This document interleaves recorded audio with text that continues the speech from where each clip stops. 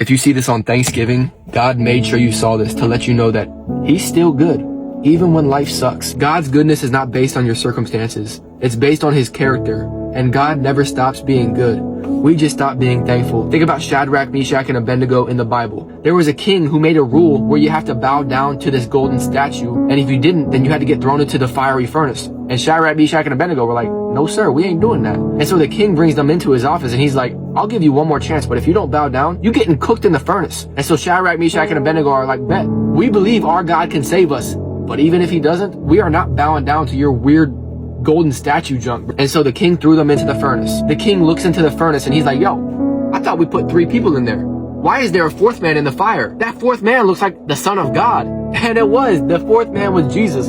Jesus was with them in the fire. And they came out of the fire completely untouched. That's the thing about God, man. God doesn't always take away your problems. Sometimes He meets you in the middle of them. God never promised to take you out of the storm, but He did promise the storm would never take you out. Having God in your boat doesn't mean you won't face any storms, but it does mean that no storm can sink your boat. Because if God's in your boat, you gonna stay afloat. God never promised to keep us dry in the storm, but He did promise to not let us drown. Think about the story of Moses. God didn't remove the Red Sea.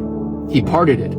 That tells me God doesn't always remove our problems, but He will make a way through them. God never promised us an easy life, but He did promise to be with us in everything we go through. And He's not only with us, He's for us. And if He is for us, it doesn't matter who or what is against us. So even in the middle of the storm, we can praise God because God never stops being good.